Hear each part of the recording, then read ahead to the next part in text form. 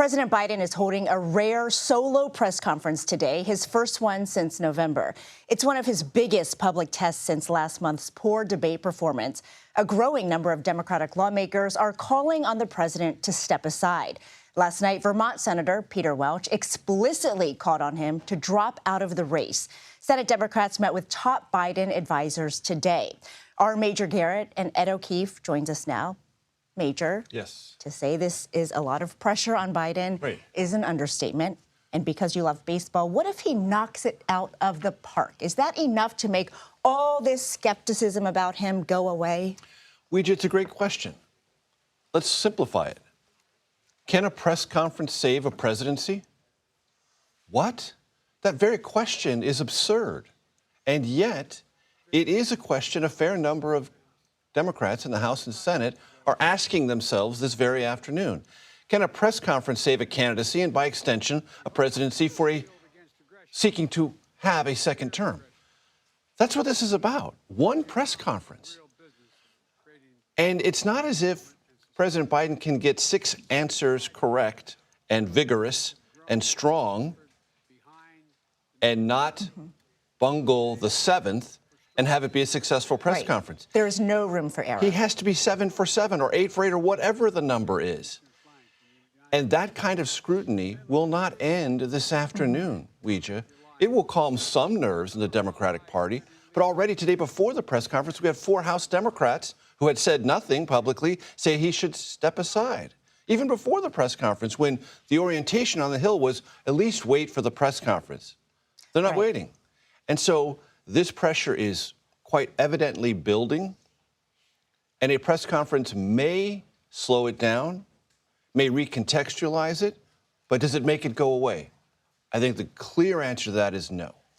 And Ed, of course, President Biden and his campaign would argue there is no need to try to convince the American people because the bottom line is that he is the best person to beat Donald Trump.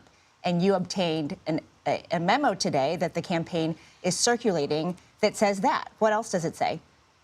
Right. Well, it says a handful of things, and you got to remember whose logo and name is at the top of it. It's the president. So, of course, it's going to give a somewhat positive assessment. And what it acknowledges is, yes, there was a bit of a slide in support for the president after the debate, but, quote, not a sea change. They've seen some slippage among elements of the Democratic base, younger, female, minority voters, not drifting to President Trump. They don't like him, the memo says. They're drifting back to the couch, perhaps, or they're just not as engaged. But with 4 months to go, the campaign would argue they got plenty of time to bring them back into the fold. The other thing it says, independent voters didn't break in any demonstrable way to former President Trump after the debate, an encouraging sign for the president. The biggest tell, however, I think, in this memo is it says they've polled the vice president's chances against the former president. And it is their conclusion that President Biden still is the only Democrat who can defeat Trump. That signals that it answers perhaps the next question after the president should go, well, then whom? And says that Harris may have chances, but is not currently beating him, at least the way they do the polling, however they do the polling, because they don't tell us that. That flies in the face of public polling that in recent days has shown the vice president maybe up a point or two compared to the current president against Trump.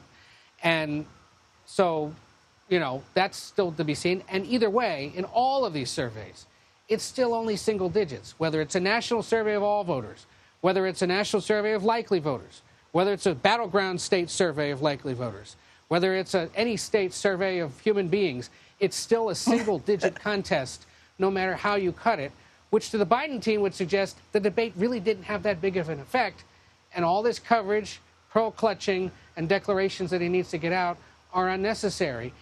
And the memo warns, best way to help Trump right now, fellow Democrats, is to keep this up next week instead of focusing on what Republicans are up to in Milwaukee.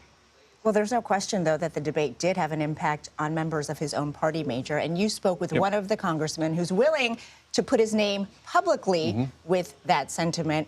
What did he say? Adam Smith is his name. On Monday, he made his feelings about this clear. Joe Biden, President of the United States, should step aside because he has got a good message but can't deliver it, is trailing former President Trump, and the disastrous debate performance, his words, not mine, make all of these problems worse and more apparent and more problematic for the future of the Democratic ticket and any aspirations Democrats might have to win back the House or keep the majority, slim though it is, in the United States Senate.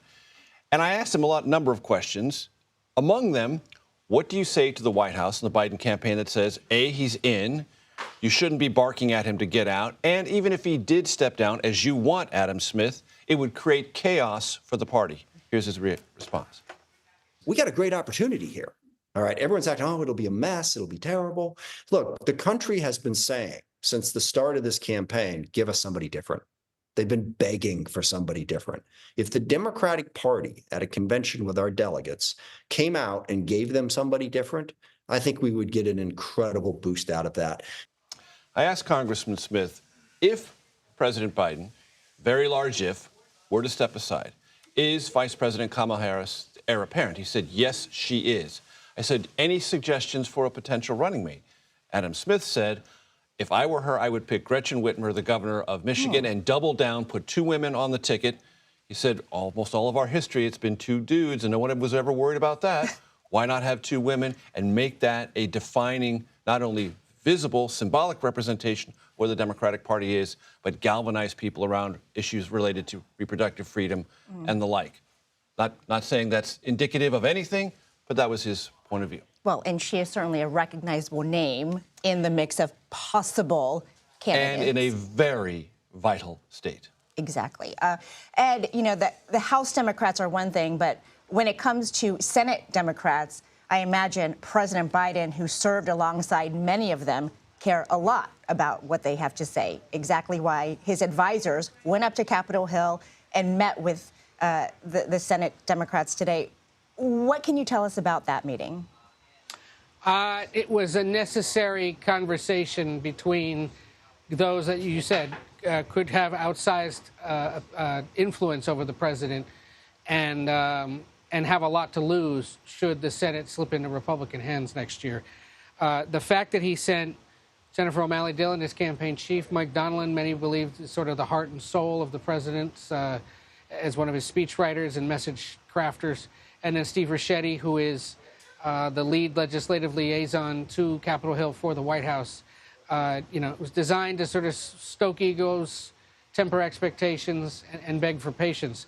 By all accounts, it appears to have been a somewhat stressful or sensitive meeting, although full details aren't yet necessarily available, as it seems many are trying to withhold the real details of it because, you know, the smaller the meeting, the less likely people are going to want to share thoughts on it. But it's not like everybody came out and was singing Kumbaya, right? Or that support's been reaffirmed by everyone else in the Democratic caucus but Peter Welch. So we'll have to wait and see, ultimately, how some of those senators feel.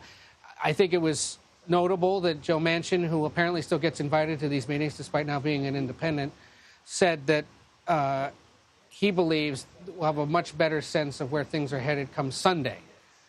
I believe one of the reasons he says Sunday is because we've gotten indications that the various entities that support and help run Democratic campaigns in the Senate, at least, and to some extent in the House, are going to have solid poll data that accounts for opinions post-July 4th. When people were back at work or back from vacation or at least a little more engaged, then data that would have been taken in the first week since the debate, which involved the July 4th holiday. And that is considered junk data because the country was so scattered on the beach, in the mountains, at a parade. And so if they see something this weekend in that data that suggests further trouble, especially in places like New Mexico or Minnesota or New Hampshire, which are sort of secondary battleground states, that will cause other senators potentially to start speaking out. Well, in this story, Ed, Sunday seems like a lifetime away, but we will Sure does. be following all the twists and turns. Major, Garrett, and Ed O'Keefe, thank you.